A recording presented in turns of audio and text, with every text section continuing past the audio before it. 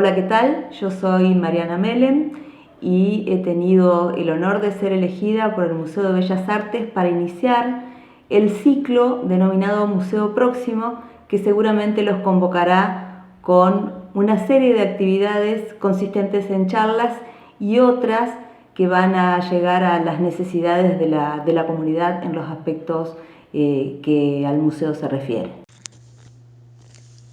Quiero compartir con ustedes mis impresiones acerca de la relación que existe entre estos tres conceptos: patrimonios, identidades y memoria. Van a ser las tres palabras claves con las que me voy a referir en esta ocasión. ¿A qué llamamos patrimonio? Según la Real Academia Española, tenemos dos definiciones. Por una parte, hacienda que alguien ha heredado de sus ascendientes, y por la otra, conjunto de bienes y derechos propios adquiridos por cualquier título. Llamo la atención sobre el concepto de heredado, en tanto y en cuanto va a ser una de las claves para interpretar estas ideas que les quiero transmitir. En la imagen vemos un certificado de dominio que estaría dando cuenta de ese conjunto de bienes y derechos propios o adquiridos por cualquier título, pero no nos dice demasiado más que ser un documento en donde se precisan las dimensiones de una determinada parcela de tierra. Existen otras definiciones de patrimonio más completas, por ejemplo, aquella que dice que patrimonio es lo que recibimos de nuestros antepasados, lo que atesoramos, aquello con lo cual establecemos vínculos y que entregaremos a quienes nos sucedan. Este patrimonio puede ser de carácter natural o artificial. En la imagen estamos reconociendo una muñeca negra que está exhibida en el Museo Histórico de la ciudad de Santa Fe y que no solo nos da cuenta de un tipo de juego infantil, sino que también nos remite al lugar que ocupaban las etnias en aquel momento. En esta placa los invito a compartir mis pequeños tesoros, aquellas herencias con las que cuento, aquellos objetos que yo atesoro por alguna razón particular. Está en primer lugar una pulsera que tiene más de 200 años, que fue traída del Líbano, que perteneció a una tía abuela mía y que ella me legó hace mucho tiempo. Tiene un doble valor. Por una parte, el valor histórico, esa gran distancia temporal entre el hoy y el momento en que fue ejecutada. Tiene un valor que hace a mostrar las habilidades de los artesanos de aquellas tierras, y tiene el valor afectivo que vincula a este objeto material con mi lazo familiar.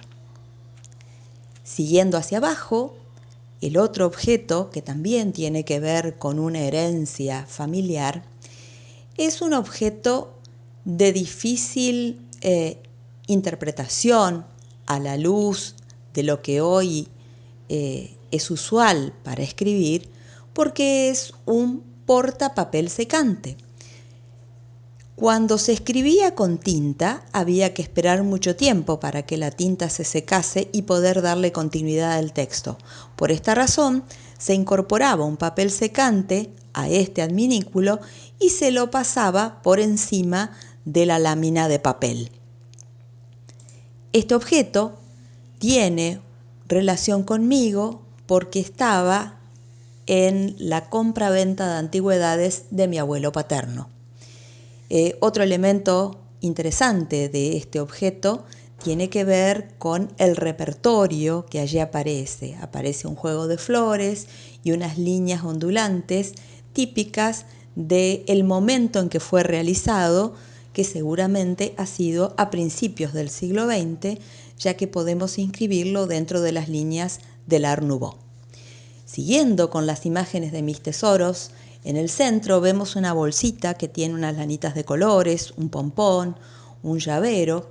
Esta bolsita fue entregada como obsequio en un congreso al que asistí por parte de una componente de comunidad boliviana, dando cuenta justamente de algo que los identifica.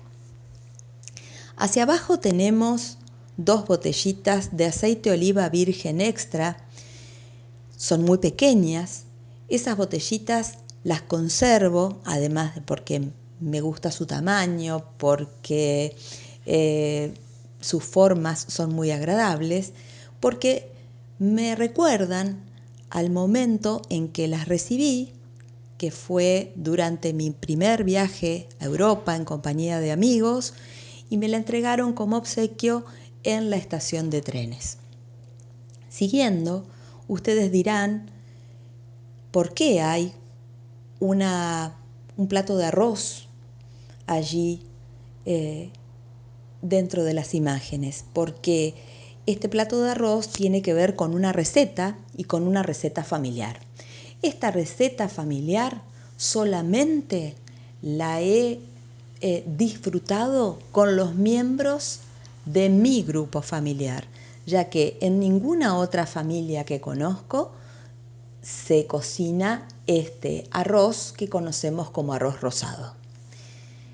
En la parte inferior hay un mate tallado por el artesano Honorio Schubert. Es un pequeño mate, en realidad es una muestra que él solía hacer en público durante el desarrollo de las ferias de artesanía en donde él participaba. Por último, vemos una muñeca de trapo realizada con telas muy antiguas de telar y que remiten a una cultura del norte argentino y hacen referencia a los juegos. Esta muñeca tiene un doble valor para mí porque por una parte es expresión de estas comunidades originarias y por la otra tiene que ver con quien me la obsequió, que es un amigo al que quiero mucho. Hasta el momento hemos hablado de patrimonio, hemos hablado de herencia, hemos hablado de atesorar, pero nos falta una componente fundamental en todo este desarrollo, que es el concepto de cultura. ¿Por qué? Porque cultura remite a todo lo realizado por el hombre, que es lo que nos distingue del resto de las especies. Entonces, cuando hablamos de patrimonio, debiéramos tener en cuenta la incorporación de la palabra cultura y entonces hablar, sí, de patrimonio cultural o de patrimonios culturales. ¿Qué es la cultura? Nuevamente, yendo al diccionario de la Real Academia Española, primero hace referencia al concepto de cultivo. Y en segunda instancia me interesa aquella definición que dice conjunto de modos de vida y costumbres, conocimientos y grado de desarrollo artístico, científico, industrial, en una época, grupo social, etc. No existe una cultura única. Es necesario hablar de culturas. Las imágenes que aquí les comparto corresponden a distintas escenas y distintas actividades de comunidades guaraníes, de pueblos originarios, en donde podemos ver el desarrollo del trenzado de las fibras naturales para objetos, pero también la utilización de fibras naturales para la ejecución de viviendas. Podemos ver vestimentas, instrumentos musicales y también todo aquello que tiene que ver con la ornamentación personal, como es el tatuaje o las pinturas en los rostros. Si articulamos entonces los conceptos de patrimonio y de cultura, decimos que patrimonio cultural reúne a los conocimientos y prácticas que una sociedad acumula o construye, mejor dicho, a través de su historia y que la caracteriza e identifica. En esta imagen he pretendido señalar resaltar una serie de conceptos que son fundamentales. Dije antes que había que subrayar la palabra cultura y por lo tanto patrimonio se adjetivaba sí o sí con cultural. Hablamos de conocimientos y prácticas, pero acá me interesa más que conocimientos y prácticas, me interesa el concepto de sociedad en la idea de construir a través de su historia y que la caracteriza e identifica. ¿Por qué digo esto? Porque hace nada más que 2 imágenes atrás yo les mostré todos mis tesoros. Son mis tesoros particulares, son mis pequeños objetos del patrimonio, pero no tienen un valor social. Para que hablemos de patrimonio cultural, tiene que haber conocimientos y prácticas que una sociedad construya a través de su historia y que la caracterice e identifique. Y allí aparece otra palabra que me interesa resaltar, que es la palabra identifica, porque identifica tiene que ver con identidad. El patrimonio cultural puede ser material o puede ser inmaterial. Quiere decir que pueden ser obras arquitectónicas, pictóricas, de ingeniería, textos escritos y gráficos, vestimentas, trazas urbanas, archivos documentales, etc. En el ámbito de lo inmaterial tenemos que reconocer todo aquello que no podemos percibir a través del tacto, pero que sí son o están incluidos dentro del patrimonio material, porque lo inmaterial tiene que ver con la oralidad, con los saberes, con los mitos, con las tradiciones, con los conocimientos y creencias, y la música entra dentro de esta categoría de inmaterial.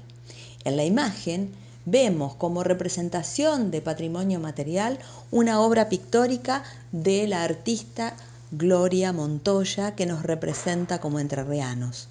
Y por otra, en el ámbito de lo inmaterial, vemos una cesta tejida por un artesano entrerriano con fibras propias de este lugar. La categoría de inmaterial tiene que ver con el conocimiento para realización de esta obra.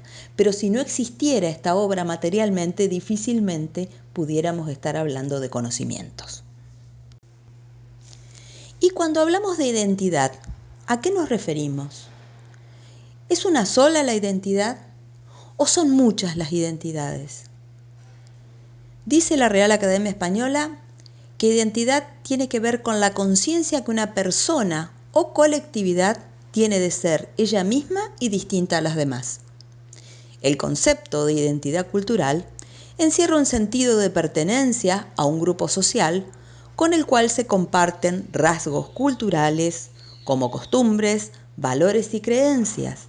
La identidad no es un concepto fijo, sino que se recrea individual y colectivamente y se alimenta de forma continua de la influencia exterior.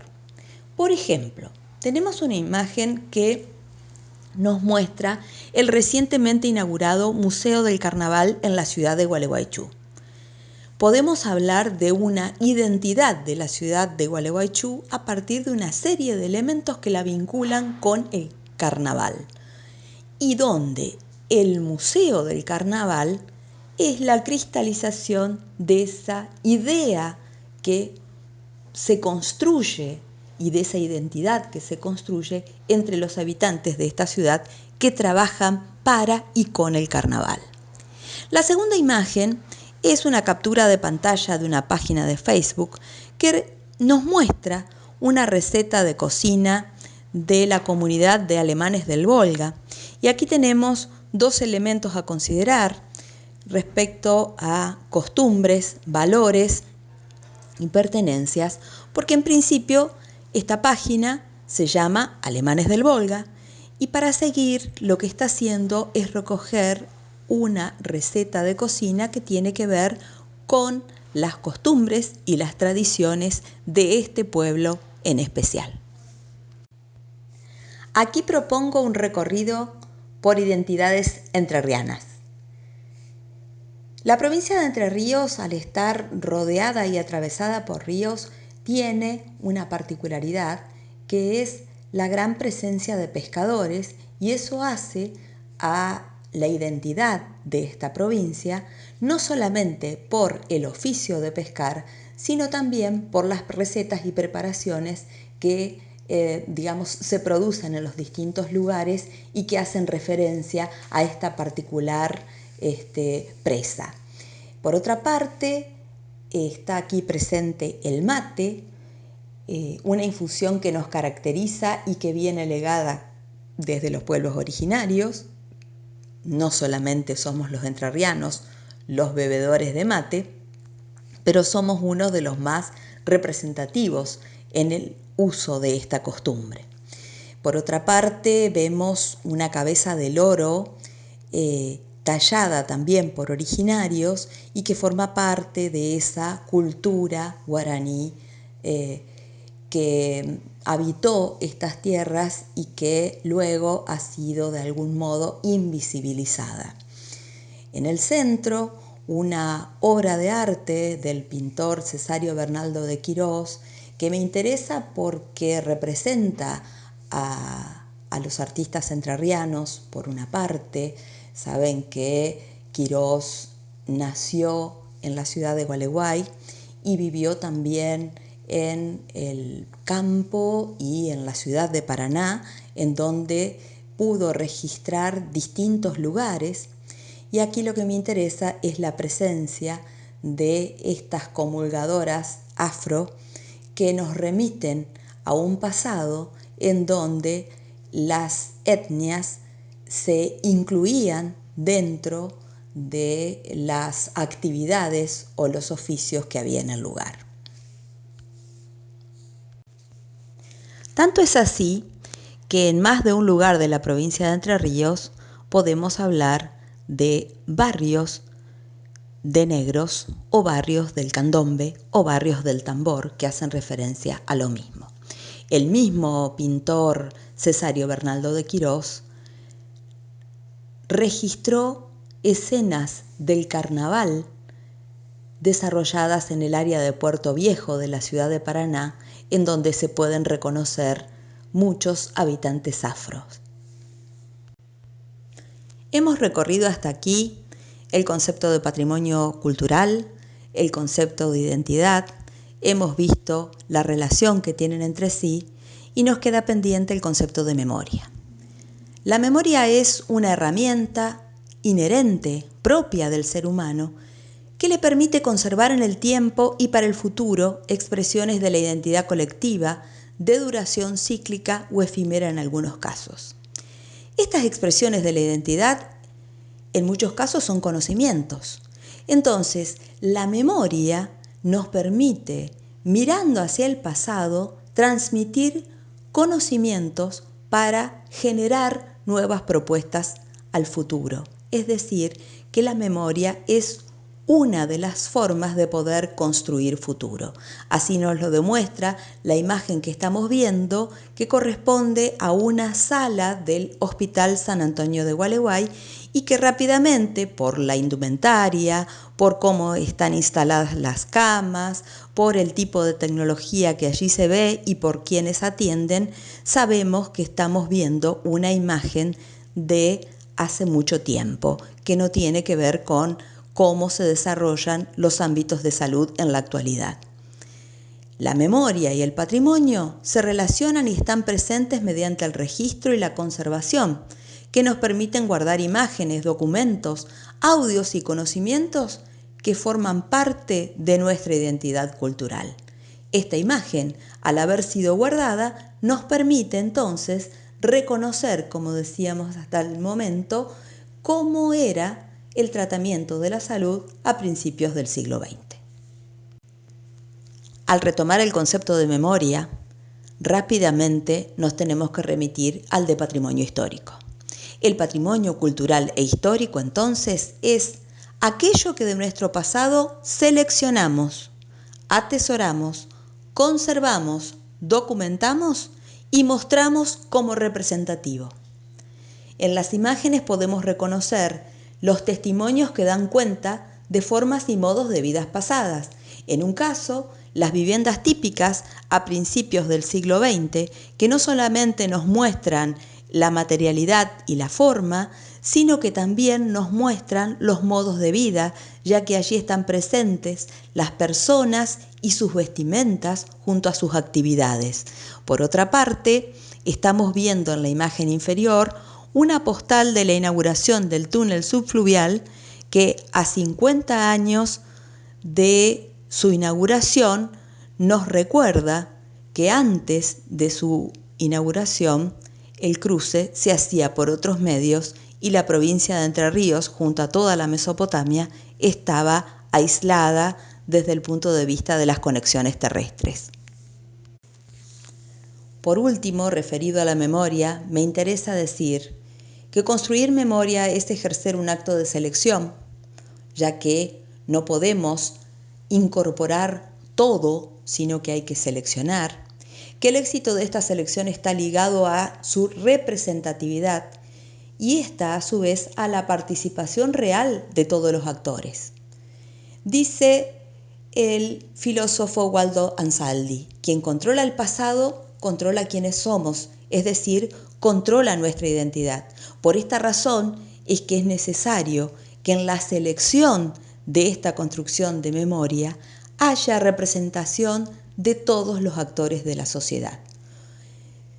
La obra que estamos viendo es el Guernica de Picasso, que todos conocemos, pero que he seleccionado justamente porque gracias a la obra de arte, gracias a este patrimonio, el mundo entero ha sabido de la existencia de Guernica y de lo que fue el horror sucedido en esa ciudad en tiempos de la guerra. Llegados a este punto, cabe preguntarse entonces, ¿dónde encontramos patrimonios? Uno de los lugares son los museos, en especial este museo, el Museo de Bellas Artes, con su propuesta de Museo Próximo, o el Museo Casa Edo en Gualeguaychú, del que estamos viendo las imágenes, que tiene la particularidad de ser un patrimonio porque se trata de una casa patrimonial que contiene otro patrimonio que está integrado por bienes que dan cuenta de cómo era la vida en una vivienda a principios del siglo XIX en la provincia de Entre Ríos, en una de las 3 ciudades fundadas por Tomás de Rocamora. En las bibliotecas, la provincia de Entre Ríos tiene una tradición muy interesante relacionada con las sociedades de fomento educacional.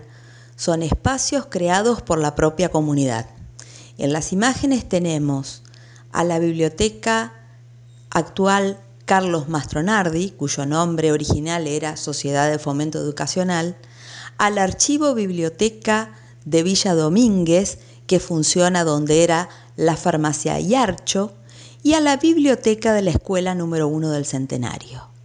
Hay, como les dije, infinidades de bibliotecas que atesoran colecciones en toda la provincia de Entre Ríos y que fueron gestadas por los propios habitantes de esta provincia. Los archivos son los otros lugares característicos en donde podemos encontrar patrimonios documentales. El archivo de la provincia de Entre Ríos, el archivo de los municipios, los archivos de catastro. Todos estos archivos cuentan con documentación, con colecciones de documentación que son patrimonios exclusivamente nuestros, de los entrerrianos. Pero no solamente encontramos patrimonios en los sitios cubiertos, en los sitios cerrados. También los sitios arqueológicos son espacios que atesoran patrimonios.